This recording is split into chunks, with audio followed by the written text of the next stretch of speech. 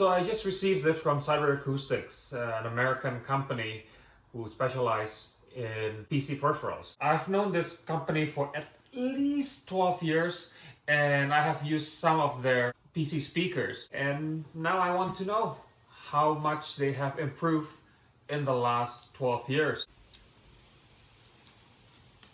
Okay, sit. Good girl.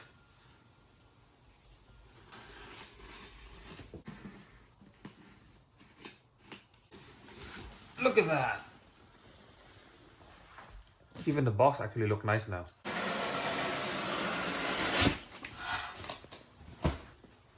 Okay. So this is a 2.1 system with, oh, what's that? Let's have a look.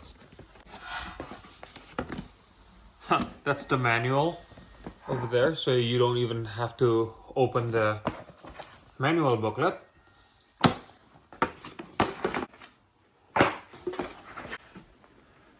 Got the subwoofer here and the satellite speakers. Alright, so this is the satellite speaker with removable grill.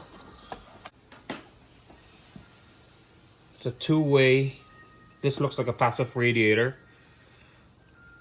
These are full range with aluminum look. I'm pretty sure this is just paper cone, I mean. Looks pretty impressive actually. I would prefer just to close the grill, just use the speaker with the grill on. That's my preference. Oh, there's the pod.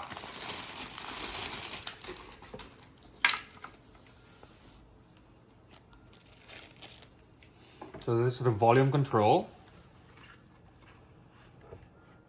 And the power control to turn on and off. Some speaker don't have that, unfortunately, but fortunately for the CyberAcoustic, it has that on-off power. You can put your headphone to this 3.5mm jack. I'm gonna connect my mini disc player to the auxiliary in of this pod. And oh, there's a bass control as well, so you can change the bass level, whether you want more or less bass. Oh, it's pretty heavy. That's a good sign for any subwoofer to have this kind of weight. So that's a very, very solid wooden construction. Oh, it has a bass reflex as well, so you'll get deeper bass.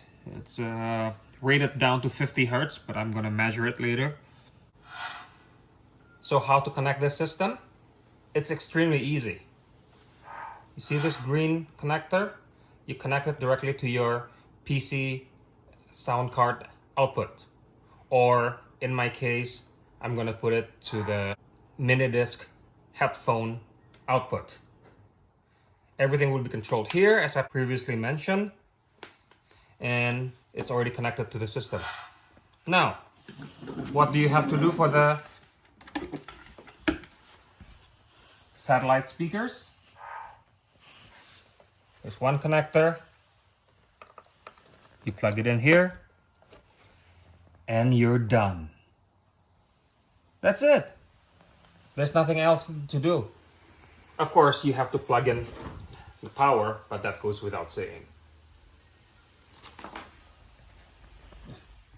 So in the end, how's the sound quality? I was surprised, actually. The sound quality is not bad at all. I mean, it's not audiophile, but for something that is entry level at $100, that I can connect easily to my laptop, my computer, my mini disc player, it's pretty decent.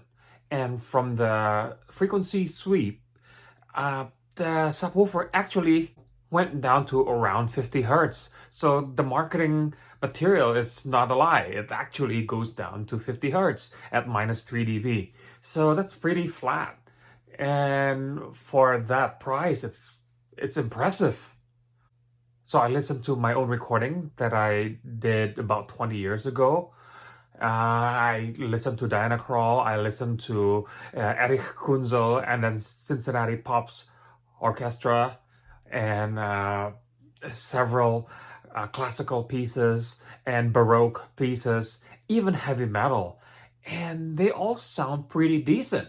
So, yeah, I mean, that item looks good. It has that power on and off. I really love that because if you don't use it for your computer, that's a good place to have a switch instead of on the subwoofer, like most 2.1 systems are. So yeah, I highly recommend those speakers. All right. And if you like this video, click share, like, and subscribe. And don't forget to put your comment down there and click the notification button so you won't miss any video that's coming from me in the future. Thank you very much. Goodbye.